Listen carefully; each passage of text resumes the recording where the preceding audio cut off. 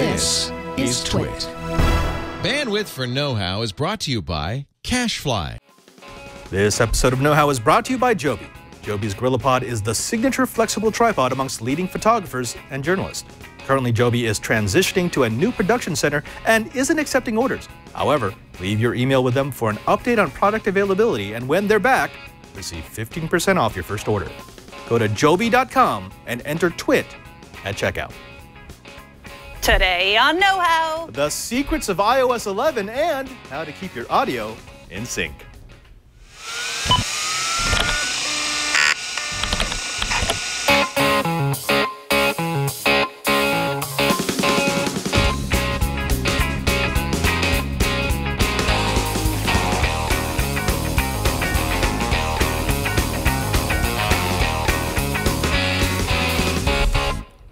Welcome to Know-How. It's a Twitch show where we build, bend, break, and evidently do a little jig right as we start the show. I'm Father Robert Balacer. And I am Megan Do a Little Jig Maroney. Is that the thing now? Yeah, Okay, I'm down with that. I'm down with that. That's actually my official middle name. I know. I noticed that. It's actually on your desk and on the door. So, yeah. Well, folks, we're here to give you some of the knowledge that you need to live in this wonderful makery DIY world. And this is a special episode. We wanted to focus on something that, honestly, unfortunately, we haven't done much, and that is iOS. We are very heavy Windows and Linux, and maybe even a little bit of other operating systems, but we don't do iOS and OS X a whole lot. So I'm so happy to have you on, Megan, because that's what we want to do. Thank you for having me. Yes, it's true that not enough people talk about the iPhone. I don't know if you've heard of it, but this is the iPhone. A few people have it. I've heard about these things. It runs something called iOS 11. It came after iOS 10, before iOS 12. I thought that was in vogue to skip versions now, though, right? And you just jump from 8 to like 50 or something. Wow. Yeah. Well, if you are turning this off right now because you're like, I hate iPhones, I don't want to listen to another, Apple fangirl, please don't, because even if that's how you feel, I am certain you have someone in your life who has an iPhone, and you might know more than they do about it, and you might be able to help them. Exactly, because we're geeks, folks, and geeks like knowledge, and we're going to be dropping some knowledge on you. Not just iOS 11, that's going to be all the rage over the next couple of months, but also we're going to be handling a little question that dropped into our Google Plus groups about syncing up audio and video. This is something that occurred because we were having some issues with Steve Gibson, but that's later on the show. Let's kick it off with the question. We actually have a question from Maria Josef Lainez Sumpaico, which is an awesome name, by the way, Maria. I love it. Maria asks, Know-How professionals. I've been watching a long time, even though I don't always understand what you're doing, lol. I know you do a lot of projects with Windows, Android, and Linux, but I'm a lowly iOS user. I've been hearing that iOS 11 is great and that it will open new functionality to users like me. What's your take, and are there any secrets that you can tell me? Maria, thank you very much for asking. I don't have a lot of iOS secrets, but luckily, Megan Maroney does. That's right, man. One of the hosts of iOS Today and an iOS, I'm going to say evangelist here in the office. I'm a bit of an evangelist. I do. If by evangelist you mean making fun of people who use Android, then yes, I am an evangelist. Wait. You and Jason Howell did a switch not too long ago, right? Was it 1 month? It was a month in January. Yeah, and when that was over, were you like, give me back my iPhone? Or did you see that maybe there's a little bit of parity in the devices? I think we both felt a little bit about like that, give me back my device, it's what I'm comfortable with. But I also came away longing for some of the things that Android has that iOS does not. Like? Easy integration with LastPass. Okay, yes. There's a lot of cutting and pasting that you have to do with LastPass in iOS. I want to be able to arrange my icons however I want to arrange them. I don't want them all to be in rows. I want them where I want them. That kind of thing. Yeah. And I will say this, I actually like iOS. I've seen it. It's not for me, but I see all OSs and all devices as tools. So it's whatever works well for that. That's what I use. For example, some of the devices I use, like the FLIR camera, works so much better on iOS. iOS is just a better operating system for that. Other applications, like when I'm doing programming with devices and Arduinos, work better with Windows and Linux/Arduino /Android. So whatever your take, there's always something that every OS does well, and Megan's going to show you some of the secrets of iOS 11. So Megan, iOS 11 it's not, is it a huge super jump, or is it just an incremental increase on what we had before? It's a pretty big jump, especially for the iPad. There's a lot of features that make the iPad closer and closer to a laptop replacement. So it came out this week, iOS 11 did, for iPad and iPhone. You can get it. I have definitely heard of some people having some problems, saying it's a little buggy. I have had no problems with it. And if you have problems, you can just always go back. I've been using the beta for a while. On my iPad, there's a file system so that you can get access to your Dropbox or your Google Drive or whatever, wherever you have your files. I love that. I'm going to talk first about my very favorite feature, and that's Do Not Disturb while driving. Okay, yes. This is interesting because some people are going to say, well, I just don't check my phone. For some of us, I will include myself in this, it helps if the device actually understands, don't bother me at all while I'm driving. If you see me at above a certain speed, don't even give me the buzz, because then in my mind I might think, hey, I'll just reach over really quick and check. That's not good.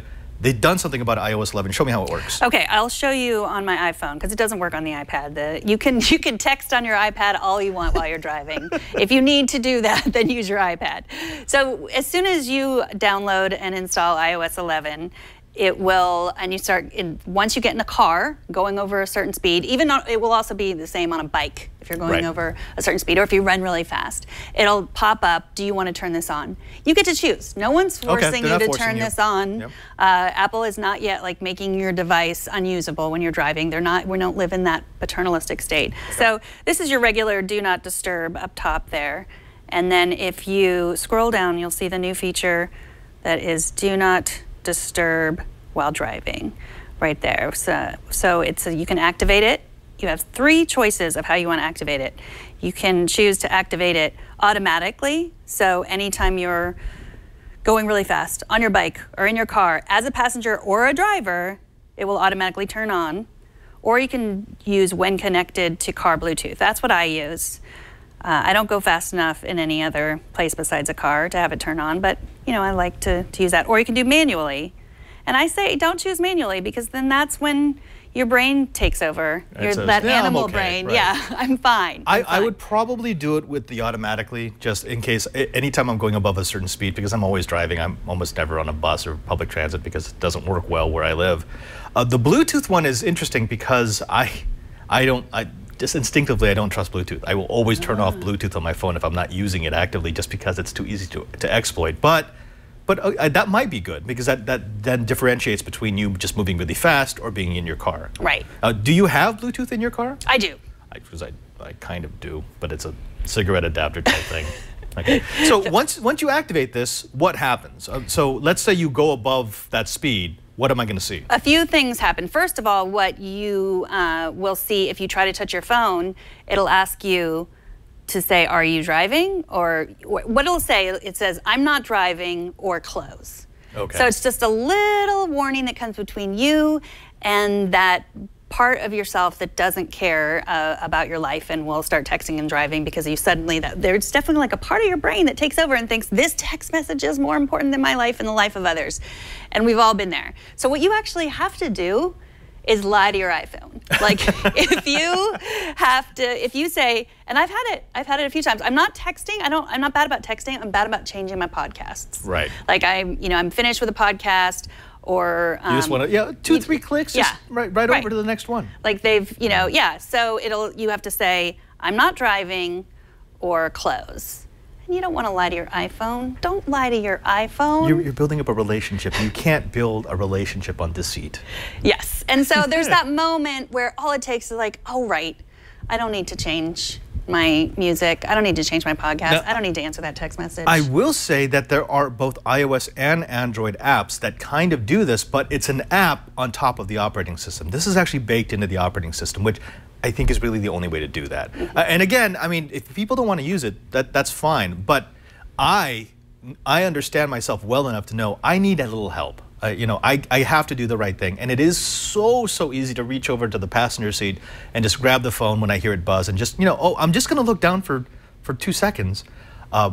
This is a good way for me to say, hey, no, I'm going to be the better person. I'm not going to look at my phone. I am driving. I'm not going to lie to you, iPhone. Right. And then the other thing it does, it will respond to your text messages. So if you get a text message, you can auto reply. So you can choose auto reply to no one. If you don't, you know, you might not want to reply. You might just want to ignore the text message. That I do like. So can you say I'm driving? Can you yes. Just, So you can auto reply to no one, to anyone who you've been contacting recently, which that makes sense if you're in the middle of a conversation and you just got in the car. Your favorites or all your contacts, and then the auto replies here. So I changed this a little bit, and you can change it too. So it doesn't come with a little dove. What emojis did you That's the dove emoji. I thought it was like someone smoking. Yes. No, so you could say, I love you too much to answer.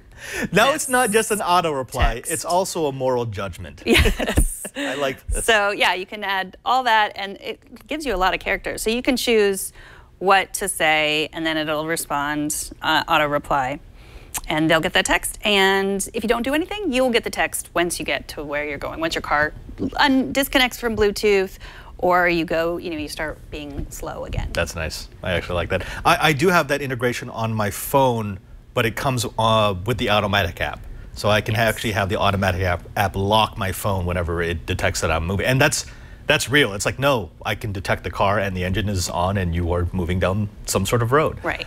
But again, I'd love to have it baked into the operating system. So kudos to Apple for that one. And that's one of the things that Android does a lot better than Apple. You can't get that. I've tried a lot of those apps, those third-party apps, and Apple doesn't let you under the hood that much. So yeah, all of those apps are just kind of like, are you driving? Well, you should run this app so I can tell you not to run an app. No. All right, you ready for another one? Let's do another one. Okay, I'll show this one off on my iPad, I think. The control center There we go. is, that's going to be another tip. See, you just saw that I got a notification, but you didn't see what my notification said. Dun, dun, dun. Okay, so let's, to get to the control center, the easiest way in iOS 11, you raise up to get the dock, and then you keep going up, and then this is my control center, and it has all the things that I want. I can play my music, I can turn up the volume, turn up and down the volume, screen mirroring like we were doing before. I can control all my home devices. There's also this new button here that lets me record my screen. So this is all new for iOS 11? This looking control center, it is new. Okay. There used to be one where you'd scroll up from the bottom. Android users are accustomed to this because this is but we drag down from the top. So when you drag down from the top twice, you can get something that looks a lot like this. But yeah, it's so much better than having to drop into the settings and then find the individual setting and then go into the sub-setting. Yes, give me an at a glance. Right, and you can now add a lot of widgets, I guess they call them, to this, which is really nice. So, and I added this screen recording. So if I want to show you something that I'm doing on my screen and send it, this is great. If you have an iPhone and you have a relative that also has an iPhone and you want to show them how to do something and they're not getting it, you can just show on your screen. You just press record and 3, 2, 1. And it's recording me showing Padre this picture of my daughter's snake because he's very scared of it. I'm not scared, I just don't like snakes. And then I can stop and that'll be automatically saved. And there's a little notification there that you've recorded your screen just in case, to keep someone from doing it nefariously, if you will. So the way I got this, these are my personal things, most of them that I've chosen. Like I like to take notes immediately. So I was going to ask you about that. So you can customize what shows up on that, that quick panel. Okay. You can do that in settings. And then you do it you go to Control Center and customize controls. And so you have to add the screen recording, and I added notes. Some of these come along, but if I need a magnifier or guided access for accessibility or an alarm, I can add any of those more controls. So that's a secret for you, Maria. By the way, Virgil reminds you that it's myself and Indiana Jones who can't stand snakes, so I'm in good company. You are. Okay. I'm going to introduce you to my snake. I'm sure I'd love your snake. Too. I have a thing about reptiles. I'm sure it'll be fine. All right, so Control Center, that's a great tip. I almost have to ask why that wasn't part of iOS 10, but it's great that it's in iOS 11. All right, so what else? What else do I have? Control Center was part of iOS 10, but now they beefed it up a little bit, and that adding more tools to it, like the screen recording, that's new. That's actually kind of cool. It did exist. Yeah. I don't have a screen recording app for Android. I've got the screenshot, but I love the idea of just being able to capture it all. Yeah. I should tell you, they added a special thing for screenshots too. So screenshotting, you just press the, let's see if I get this right. You press the home button and the off-on button to do a screenshot. And you see what, it gave me that screenshot right there. Like instead of just adding it to my photo album, it disappeared. Let me try that again. Do another screenshot. So wait, volume and what are you hitting? I'm hitting the power button and the home button. And so then I can just press that and I can, draw on it or say, here's. Okay, that's cool. That I like.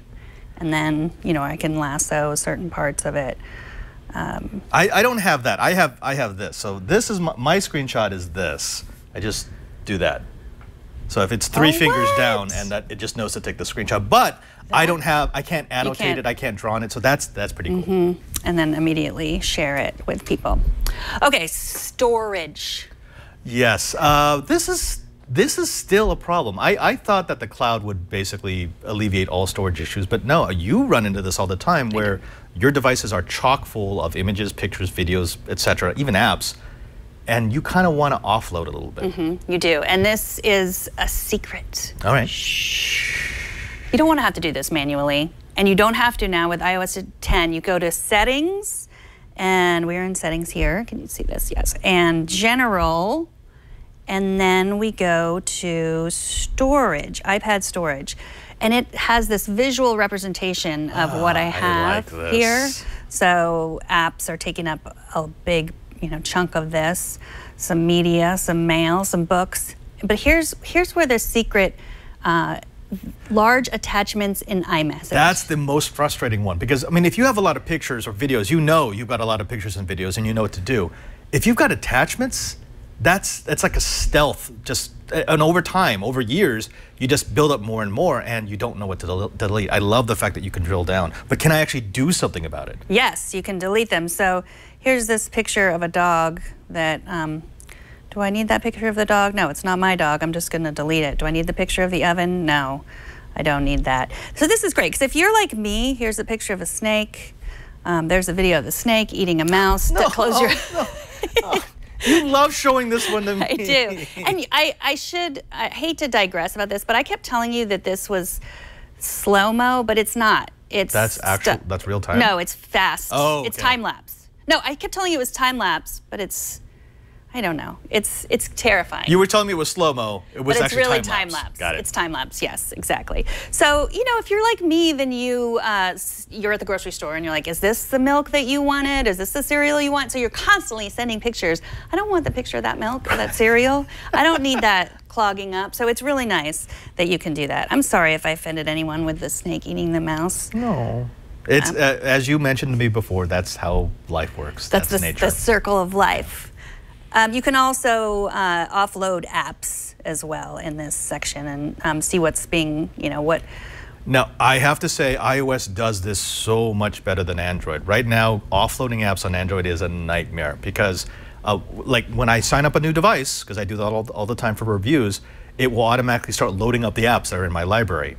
I can remove them from the device, but they're still in the library. They don't get removed from the library. To remove them from the library, I actually have to go onto a browser, jump into the Play Store, and remove them one at a time. There's no like select all of these and junk them. I logged in to the library for the first time in probably 4 or 5 years, and there were literally 300 apps that I had just played with. They might have been like I installed them for 3 minutes to see if they worked, realized I hate them, and I uninstalled them, but they were still there. iOS handles that so much better than Android, and I don't understand why Android doesn't fix that, because that's been a complaint for years. Okay, I have another secret, and this is kind of a complaint a little bit too, and you're not gonna like this. Okay. Okay, this is what someone just discovered from The Verge. See these buttons here? Obviously, that's airplane mode and Wi-Fi and Bluetooth. And I think this is whether or not I allow airdropping. Right. So that's fine. But if I turn that off, what do you think happens? So you're disconnected from the Wi-Fi, and now you're disconnected from Bluetooth. That's what you would think no, it doesn't. Says. No. So like if you're in a situation, you might really want to disconnect from Wi-Fi. Yeah, if I walk into DEF CON, I have nothing wireless on. Are you right. kidding me? Don't take this iPad to DEF CON. So that's what they've done. This is not a bug. This is a feature. It's a feature. So often when I've turned off Bluetooth on my iPhone or my iPad, all of a sudden my Apple Watch doesn't work, or my Apple Pencil doesn't work, or my Magic Keyboard that I have here doesn't work. So Apple has assumed that people they don't want to be confused by that. They don't want to say, oh, I'll just turn this off and then nothing works. They think that people want to be babied a little bit here. But there's not, I mean, if you see it, if you take a look at the screen, it does say, I think it just said disconnected from Magic Keyboard. So that's what you're doing. You're just disconnecting. So when you hit those buttons, it's not really turning off Bluetooth, it's disconnecting you from certain devices. Right, and it said disconnected from Magic Keyboard. If I did it on my iPhone, it would say disconnected from Apple Watch or whatever. For me, it's not just security. Sometimes I know it's gonna be a long day and I need to conserve every ounce of power that I can have. So I turn off Wi-Fi, turn off Bluetooth, I turn off location. I don't want to have to think, did I actually turn it off, or did the OS decide that no, I actually wanted it on? Because then it drains my power. Right, because you're always looking for a Wi-Fi network, or it's always looking for a Bluetooth. Is there a way to actually turn it off? Yes, there is, but you have to go all the way to your settings, and then you go to Wi-Fi, and you turn it off there. Bluetooth, and you turn it off there. What about if I go into airplane mode? Does that turn everything off? Yes. So you will. Okay. So that's good. At least I know that if I drop it in airplane mode, it actually will turn everything off. But that seems weird, though. I see Apple's point. You do want to maintain connectivity to certain devices, but still, I kind of want my device to do what I just told it to do. Yeah. It assumes more people are likely to want to have Wi-Fi and Bluetooth all the time than they are to be in a situation where they don't want their device, reaching. Yeah, I'm not sure how I feel about that one. One last secret. Okay. Okay, as you notice, if you were watching my iPad, occasionally I got a notification, but it just said notification. It didn't say like, hey, Megan, those underpants you ordered are available, or, don't tell Padre what I said about him yesterday, those kinds of things that you wouldn't want seen. Megan, your house is on fire. You should probably call me. Right, that kind of thing you'd need to see. But all the other stuff that, not just, I mean, if you hand your iPad or your iPhone over to a child or a friend, like I've certainly had like text messages with my, group of girlfriends that can be not for children's eyes, and then when my children are reading their iPad, luckily they're old enough, they're not too disturbed, they just think I'm ridiculous. But you can turn this off in notifications. So here's show previews. If you want to really know how to control your notifications, watch the digital cleanse. Look for twit.tv/digital You are of the mind that you dump everything and then enable the ones that you want. Right. Which I'm actually with you, because it's amazing how many times I install an app and I forget about it, and then maybe 2 weeks down the road, I start getting these notifications. I'm thinking, where are these coming from? And I have to hunt it down. Yeah, turn them all off. Yeah. So show previews, if you do want some notifications, you can choose, I have it on never, but you can choose always show the preview. So always get yourself in trouble with what someone might say in a text message that you have, or only when unlocked, or never. And I just choose never, just to be safe. I love it. Well, Megan Maroney, thank you very much. I mean, I'm not a huge user of iOS. I do have iOS devices because that's what we all do. We're cross-platform geeks. But it's nice to know some of the finer bits and pieces. And definitely the driving features, the notification features, and knowing about the wireless not actually turning off, huge for me. So thank you very much. And Maria, I hope that makes you feel better. She actually wrote me back after I wrote her and I told her that we were going to do her question. She said, well, I just want to feel smart with the other people. And I get that. You kind of want to be able to show something, oh, did you know you could do this? So now you can.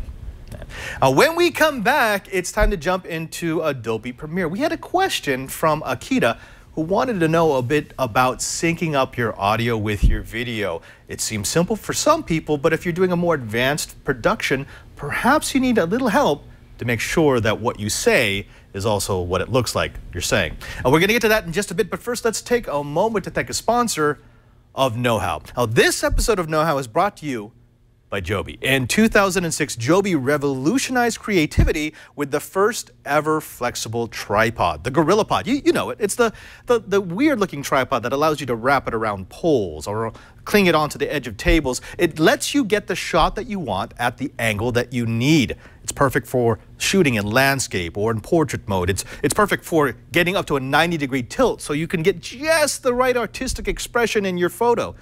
Now, the new designs feature their signature ball and socket joint legs, and it allows you to wrap it around pretty much any object, anywhere, anytime you need to get the perfect view, the perfect video, the perfect broadcast. It's also got rubberized rings and foot grips to provide stability on uneven surfaces for crisp, clear photos. Even if you're not wrapping it around a fence pole, it allows you to even it out by adjusting the individual legs and segments exactly the way they need to be in order to get you that level photo. You can also mount a variety of devices, including point and shoot, action 360, mirrorless, and DSLR cameras. You can also mount flashes, video lights, or any device with a 1/4 inch to 20 standard tripod mount. I actually have in my toolkit about 6 or 7 of these that travel with me everywhere because they are so light and they are so useful. It's not just for my camera. I might put flashes on 2 of them and put them behind my subject so I can have sort of a hair light. I might have a few on the ground so I can light upwards. And I also use them whenever I'm doing IoT projects so I can get the sensor in just the right position. These devices are so flexible and so useful that you're going to find that having a box full of them is always a good idea. It's flexible, it's stable, it's versatile, it's Joby. So here's what we want you to do. We want you to grip it. We want you to wrap it. We want you to stand it. We want you to see the full line at Joby.com. Now, currently, Joby is transitioning to a new production center so they can better serve you, and they're not accepting online orders. So you can check back soon, or you could leave your email with them for an update on their product availability. And once they are accepting online orders, you can enter TWIT at checkout to receive 15% off. That's Joby.com, and as soon as you can type in TWIT at checkout for 15% off your order. Joby, get the right pick at the right time. And we thank Joby for their support of Know-How. All right, we've got a question here from Tom Krauska? Probably? Tom Krauska. And, Megan, what does he want? I will tell you what he wants. I am watching a recent appearance on Security Now, and Steve is talking about his audio problems. What got my attention was that he was also doing an audio recording that for some reason wouldn't sync with the video.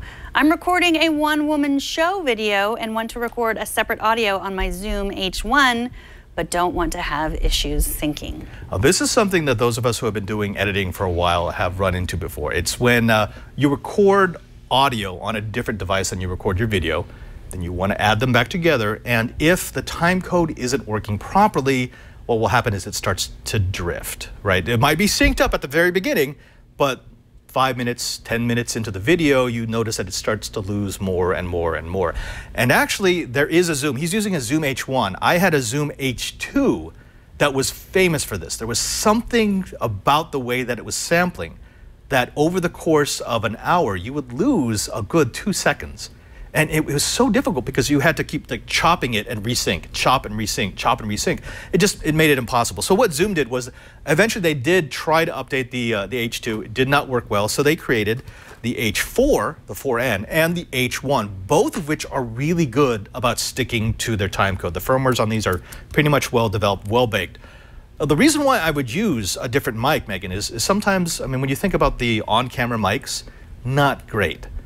You're going to pick up a lot of room noise. They tend to be omnidirectional. It just doesn't have the qualities that you would want out of good audio. On a good camera, like the ones that we use, mine are a Panasonic HD HMC's 150s. They have XLR in, so I can pipe the audio into the camera. Much better, much easier, and it means that my tracks are always synced. But there are some people who say shoot with DSLRs, and what they'll do is they'll take an H4n or an H1, and they'll actually mount it on top. Like this, and then you can adjust these microphones to the pickup pattern that you want. It sounds so much better, so much more clear. I can even take XLR inputs on the back of this, but that does mean that when I get to the production process, I have to line it up, right? I have to put it onto the timeline so that the audio of the camera matches the audio of the recorded source so that things look in sync. What Steve Gibson was having was because of a problem with both his computer and with his internet service. Not the provider, but the service itself was a little faulty. It kept unsyncing. And they would try to put a good audio track back onto the video afterwards, but because the time code wasn't consistent, it would just never stay. You would be okay for a couple of minutes and then it would suddenly unsync. And our editors just don't have enough time to sit there and try to fix every single problem with that sync. So what we've got here, if you go ahead and go to my computer, Alex, I've got Adobe Premiere, and I've got 2 files that I filmed last night. This first one, all this is just a 6-minute file that shows me clapping at the beginning, I'm actually creating a sound by clapping, and then I'm clapping at the end. And this will allow me to show you how like a down and dirty way to sync. Now, some software, like the new versions of Premiere or even Final Cut, will automatically sync. Let me show you how that works. We're going to take this clip and we're going to go and drag it onto my timeline. Oh, drag that onto my timeline. Oh, hello. There we go. And down here, I don't know if you can zoom in on this, Alex, but down here, this is actually what the audio file looks like. Now, I made this ultra clean, so there's not much noise anywhere else, but you can see this. Actually, if you could go to a split screen, can you show a split screen with my preview window? Yeah, there we go. So when I get there, you can see clap, clap, clap, right? So if I play it, this is what it sounds like. Oh, if my audio is, there we go, need my audio. So we're going to clap, we're going to play this. There we go. And what I've done is I've just left myself little audio marks inside of my sound that says, okay, now you can sync up against this. I made another recording on my H4, which was right next to the camera, and this is it right here. So I'm going to take this audio file, I'm going to drop it on this track, and you can notice I can see those same 3 marks. And that's you'll notice that I actually started the recording on my H4 before I started the video recording. That's why they're not lined up. But if I go to this point, you hear the same 3 claps. So what I want to do is I want to line this up so that both audio tracks are in the same spot. I'm going to go ahead and shorten this up because that recording is a bit longer, and I'm going to bring it over. And I'm going to try to eyeball it to get it as close as possible. And then I'm also going to use the timeline here to sort of go in a little bit. Oh, it's on top of this. Because the closer you have this to each other, the more synced up it's going to be. So now I'm literally down to frames. I'm just moving individual frames. Let's see. There we go. Maybe one more. Okay, that's pretty dang close, because if I actually come back out, it looks like they're identical. And this is what I want. So now if I play this clip, let me re-expand this.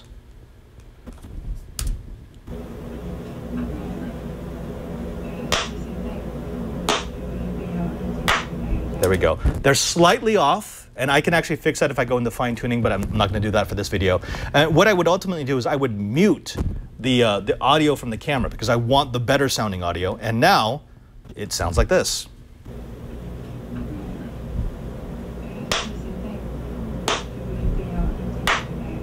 There we go. That's what I want. So that's initially syncing up. That's what you would always do.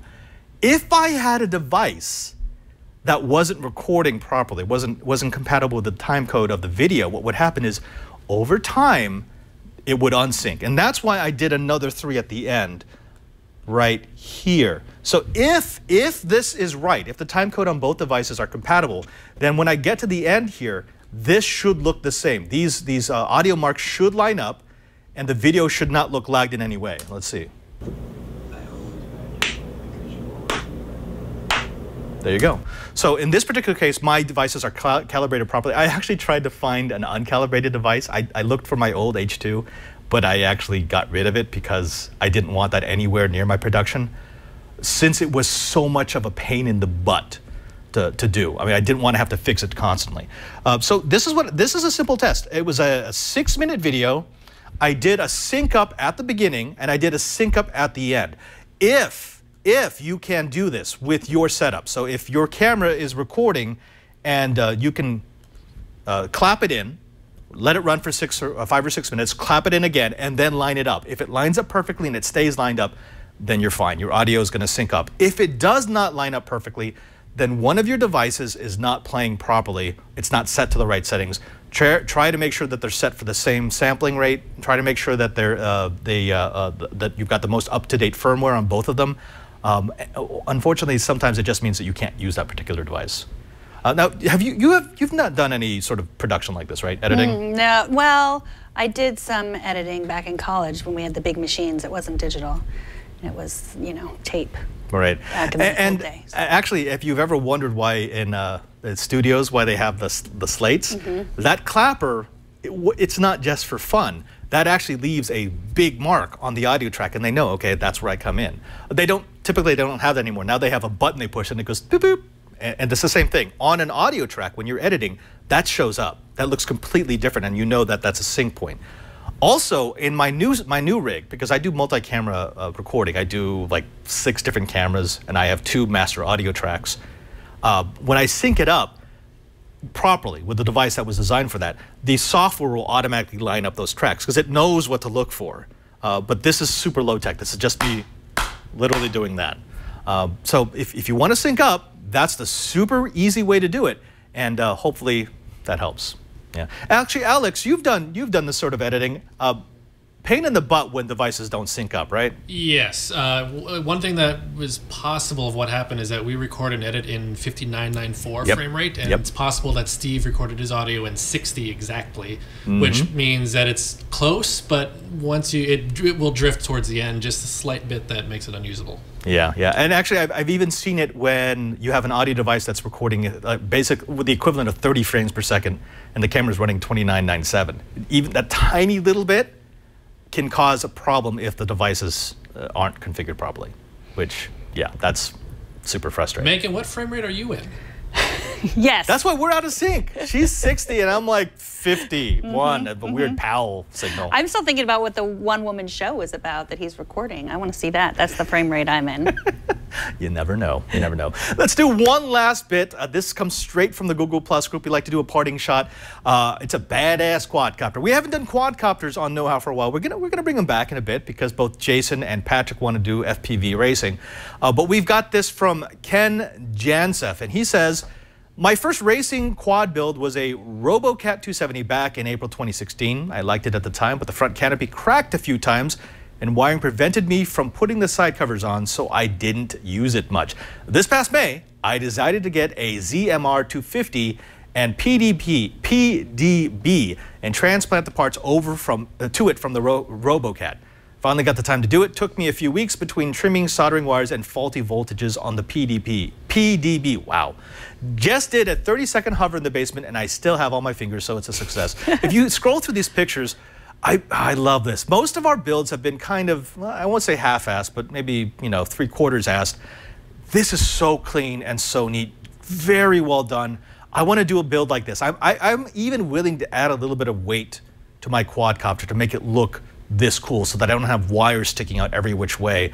Now, unfortunately, the first time you crash, that's all going to go away. But at least for now, yes, Ken, you've got a badass quadcopter. Thank you very much. Folks, that does it for this episode of Know How. We know that you don't always want to re-watch it over and over to get all the information. So we made it very easy for you to get the knowledge that we dropped on you. You just go to our show notes. You're going to find that at twit.tv/KH. There you will find not just the links for any of the products that we've covered or the individual descriptions that Megan has used for the secrets of iOS 11, but you're also going to find a drop-down menu. This is the best way to support Know How. If you like Know How, if you want it to continue, if you want to share it with your friends, give them that link. Let them get an audio version, a video version, or a high-definition video version into their device of choice each and every single week. Again, if you love Know How, that's the best way to make sure that we stick around. Also, don't forget that we're on the socials, that's social media on the interwebs. You can find us specifically at Google+. There's a very short approval process, but just look for Know How, and once you're in, you get access to over 11,000 Kitas. Those are our know-it-alls, people who are in every stage of the DIY maker journey. You can ask questions, you can answer questions, you can post pictures and videos of your projects, and maybe we'll end up on the show. Again, go to Google+ and look for Know How. Finally, don't forget that you can find us on Twitter. It's probably the best place to follow some of the Twit personalities because we're pretty active on that. You're going to find me at twitter.com/PadreSJ. Megan, where are you? I am at Megan Maroney on the Twitters. Yeah, and you can find the third member of our crew. You know what? He deserves for us to use his real name every once in a while.